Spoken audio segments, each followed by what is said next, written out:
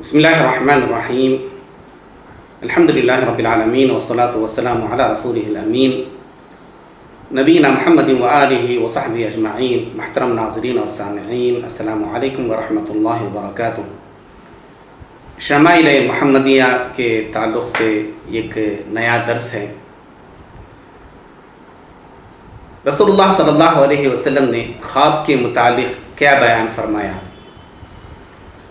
یہ جو آدمی جب سوتا ہے تو پھر کبھی کبھی اس کو خواب نظر آتے ہیں، اس کے متعلق رسول اللہ صلی اللہ علیہ وسلم نے کیا بیان فرمایا؟ آپ صلی اللہ علیہ وسلم نے ایک حدیث میں بیان فرمایا کہ یہ جو خواب ہیں یہ نبوت کا 40واں حصہ ہے، اور آپ صلی اللہ علیہ وسلم کو نبی بنائے جانے سے تقریباً 6 مہینے تک سچے خواب آتے رہے۔ آپ صلی اللہ علیہ وسلم خواب میں جو کچھ بھی دیکھتے دن کے اجالے میں بالکل ویسا ہی رونما ہوتا، اور ویسے بھی انبیاء جو خواب دیکھتے ہیں وہ وحی ہوتا ہے۔ اسی لیے جب ابراہیم علیہ السلام نے خواب میں دیکھا کہ وہ اپنے فرزند اسماعیل علیہ السلام کو ذبح کر رہے ہیں، تو صبح اسماعیل علیہ السلام سے دریافت کرتے ہیں، پوچھتے ہیں، یا بنی انی ارا فی المنام انی اذبحک فانظر ماذا تری، اے میرے پیارے بیٹے، میں نے خواب میں دیکھا ہے کہ میں تم کو ذبح کر رہا ہوں، تو تم کیا کہتے ہو؟ تو اس کے جواب میں اسماعیل علیہ السلام جواب دیتے ہیں، یا ابت افعل ما تؤمر ستجدنی انشاء اللہ من الصابرین، پیارے ابا جان، آپ کو جس بات کا حکم دیا گیا اس پر عمل کر ڈالیے، میں انشاءاللہ صبر کرنے والوں میں سے آپ مجھے پائیں گے، میں صبر کروں گا، آپ مجھے ذبح کر دیں۔ خواب میں آپ نے دیکھا ہے، اور نبیوں والا خواب سچا خواب ہوتا ہے۔ یوسف علیہ السلام نے بھی خواب دیکھا تھا کہ 11 ستارے اور سورج اور چاند ان کو سجدہ کر رہے ہیں۔ یعقوب علیہ السلام کے سامنے ذکر فرمایا تو یعقوب علیہ السلام نے سمجھ لیا کہ یوسف علیہ السلام کو ایک بہت بڑا مرتبہ ملنے والا ہے، اس لیے یعقوب علیہ السلام نے اپنے فرزند یوسف علیہ السلام کو منع کر دیا کہ اپنے بھائیوں کے سامنے یہ خواب بیان نہ کریں، ایسا نہ ہو کہ وہ حسد میں مبتلا ہو جائیں اور تم کو کوئی نقصان پہنچانے کی کوشش کریں۔ لیکن بھائیوں کو بہرحال یوسف علیہ السلام کے ساتھ جو یعقوب علیہ السلام کی محبت تھی وہ پسند نہیں آئی، اور انہوں نے ایک سازش رچائی اور ان کو ایک اندھے کنویں میں لے جا کر کے ڈال دیا، اور یوسف علیہ السلام سرزمین مصر پہنچ گئے، اور ایک واقعے کے بعد انہیں جیل میں ڈال دیا گیا۔ تو جیل میں ان کے 2 ساتھیوں نے آ کر کے اپنا خواب بیان کیا۔ ایک نے کہا کہ میں دیکھتا ہوں میرے سر کو پرندے نوچ رہے ہیں، میرے سر پر روٹی رکھی ہوئی ہیں، اس روٹی کو کھا رہے ہیں۔ اور دوسرے نے کہا کہ میں شراب نچوڑ رہا ہوں۔ تو یوسف علیہ السلام نے ان کے خواب کی تعبیر بیان کی۔ اس کے بعد سورہ یوسف میں ایک اور خواب کا بھی ذکر آتا ہے کہ وہاں کے بادشاہ نے یہ خواب دیکھا کہ 7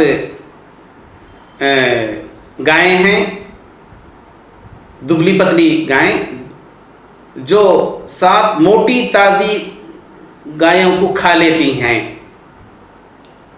اور اس کے علاوہ 7 سوکھے ہوئے اناج کے خوشے ہیں، اور 7 تر و تازہ ہرے بھرے اناج کے خوشے ہیں۔ اور اپنے درباریوں سے وہ اس خواب کی تعبیر پوچھتا ہے، تو وہ کہتے ہیں اضغاث احلام، یہ تو پراگندہ خواب ہے، اس کی کوئی تعبیر نہیں۔ اور بعد میں یوسف علیہ السلام اس کی تعبیر بیان کر دیں۔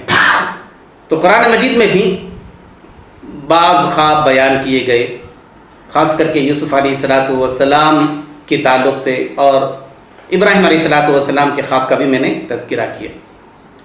اور رسول اللہ صلی اللہ علیہ وسلم کے بارے میں نے ابھی ذکر کیا کہ نبوت سے پہلے بھی آپ صلی اللہ علیہ وسلم کو سچے خواب نظر آتے تھے، اور نبوت کے بعد تو نبیوں والا جو خواب ہوتا ہے وہ ایک وحی ہوتا ہے. اور آپ صلی اللہ علیہ وسلم فجر کے بعد صحابہ کی طرف متوجہ ہوتے اور دریافت کرتے، کیا تم نے کوئی خواب دیکھا؟ اگر کسی نے کوئی خواب دیکھا ہوتا تو وہ بیان کرتا، اور آپ صلی اللہ علیہ وسلم اس کی تعبیر بیان کرتے. اور ایک مرتبہ آپ صلی اللہ علیہ وسلم نے صحابہ سے دریافت کیا فجر کے بعد، کیا تم نے کوئی خواب دیکھا؟ تو کسی نے کچھ نہیں کہا.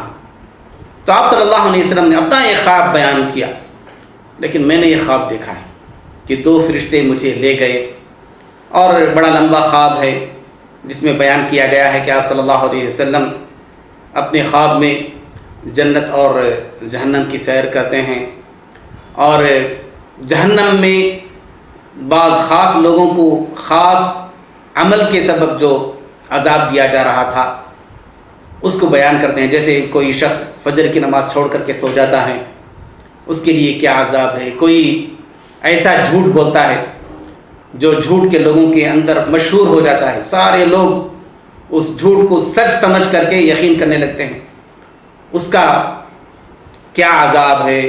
جو لوگ زنا کرتے ہیں ان کا کیا عذاب ہے. جو لوگ سود کا مال کھاتے ہیں تو پھر ان کے لیے کیا عذاب ہے. تو آپ صلی اللہ علیہ وسلم اپنا یہ خواب بیان کرتے ہیں. اور خواب کے تعلق سے آپ صلی اللہ علیہ وسلم نے یہ بیان فرمایا کہ جو لوگ اپنی زندگی میں سچائی کو اپناتے ہیں، جس قدر وہ اپنے معاملے میں سچے ہوتے ہیں اسی قدر ان کو سچے خواب نظر آتے ہیں. اب اس کے برعکس آپ سمجھ لیجئے، اگر کوئی شخص اپنی زندگی میں جھوٹ کو اپناتا ہے، دھوکے کو اپناتا ہے، تو پھر اس کے جو خواب ہوتے ہیں وہ بھی جھوٹے خواب ہوں گے.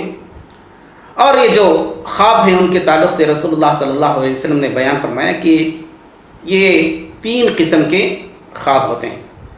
یہ خواب اللہ تعالیٰ کی طرف سے ہوتے ہیں، وہ سچے خواب ہوتے ہیں. اور وہ خواب دیکھنے کے بعد ایک مسلمان کو ایک اطمینان ملتا ہے، ایک طرح سے مسرت حاصل ہوتی ہے، خوشی ملتی ہے. تو یہ اللہ تعالیٰ کی طرف سے ہوتے ہیں. اور ایک دوسری قسم کا خواب ہوتا ہے وہ شیطان کی طرف سے، جس میں ڈراؤنے خواب نظر آتے ہیں. تو پھر یہ شیطانی خواب ہوتے ہیں. شیطان اپنے وسوسے کے ذریعے انسان کو ایسے خواب دکھاتا ہے. اور ایک تیسری قسم کا جو خواب ہوتا ہے وہ یہ ہے کہ دن میں آدمی جو کام کرتا ہے اور سب سے زیادہ توجہ جس کام کی طرف ہوتی ہے، سب سے زیادہ فکر کسی کو جس کام کے متعلق ہوتی ہیں، ویسا ہی خواب وہ سونے کی حالت میں دیکھتا ہے. تو اس کی کوئی تعبیر نہیں ہوتی. اور ایک اور بھی قسم کا خواب ہے، جیسا کہ بعض لوگ ذکر کرتے ہیں کہ بعض لوگوں کی طبیعت ٹھیک نہیں ہوتی، کسی کی پیٹ میں گڑبڑ ہوتی ہے مثال کے طور پہ، یا دوسری کوئی تکلیف ہوتی ہیں، تو پھر وہ خواب میں عجیب عجیب قسم کے خواب دیکھتا ہے، عجیب عجیب چیزیں دیکھتا ہے. اور ایک اور خواب کے بارے میں رسول اللہ صلی اللہ علیہ وسلم کی ایک حدیث میں ذکر آیا ہے کہ ایک صحابی رسول اللہ صلی اللہ علیہ وسلم کے سامنے اپنا خواب ذکر کرتے ہیں کہ میں نے دیکھا خواب میں کہ میرا سر میرے تن سے جدا ہو گیا ہے اور میرا سر سامنے جا رہا ہے اور میں اس کو پکڑنے کے لیے بھاگ رہا. تو رسول اللہ صلی اللہ علیہ وسلم نے فرمایا کہ شیطان یہ جو تمہارے ساتھ کھیل رہا ہے اس کو دوسروں کے سامنے ذکر نہ کرو. اگر کوئی شخص خواب دیکھے تو پھر وہ کیا کرے؟ تو اس کے تعلق سے رسول اللہ صلی اللہ علیہ وسلم نے ہم کو کچھ تعلیمات دی ہیں. اگر ایسا خواب ہے جو کہ ڈراؤنا خواب ہے، ایسا خواب ہے جس کی وجہ سے آدمی پریشان ہو گیا ہے، آدمی کو تکلیف ہو رہی ہے اس خواب کو دیکھنے کے سبب، تو رسول اللہ صلی اللہ علیہ وسلم نے بیان فرمایا کہ ایسا خواب دوسروں کے سامنے ذکر نہ کریں، کسی کے سامنے ذکر نہ کریں، یہاں تک کہ اپنے بیوی بچے ہیں، اپنے ماں باپ ہیں، اپنے ہر دل عزیز دوست ہیں، ان کے سامنے بھی ایسا خواب ذکر نہ کریں۔ اور خواب دیکھنے کے سبب آپ کی آنکھ کھل جاتی ہے تو پھر آپ کیا کریں؟ اعوذ باللہ من الشیطان الرجیم پڑھیں۔ اعوذ باللہ من الشیطان الرجیم پڑھنے کے بعد بائیں جانب تھوک دیں، یعنی تھو تھو تھو اس طرح سے 3 مرتبہ، اور کروٹ پلٹ کر کے سو جائیں، اور یہ خواب کسی کے سامنے ذکر نہ کریں۔ اور اگر ہو سکے تو اٹھ کر کے، جب آنکھ کھل گئی ہیں، اٹھ کر کے وضو کریں اور 2 رکعت نماز پڑھ لیں۔ اور آپ صلی اللہ علیہ وسلم نے بیان فرمایا کہ یہ خواب اس کو ایسا کرنے سے کوئی نقصان نہیں پہنچائے گا۔ اب اس کے برعکس اگر کسی نے ایسا نہیں کیا تو اس بات کا اندیشہ ہے کہ اس خواب کے سبب اس کو کچھ نقصان بھی ہو سکتا ہے۔ تو رسول اللہ صلی اللہ علیہ وسلم کی اس تعلیم پر عمل کریں۔ اور اگر کوئی ایسا خواب دیکھتا ہے جس سے اس کو خوشی ہو رہی ہے، اچھا سا خواب دیکھا، تو ایسی صورت میں کیا کرے؟ تو ایسی صورت میں وہ اللہ تعالیٰ کا شکر ادا کرے۔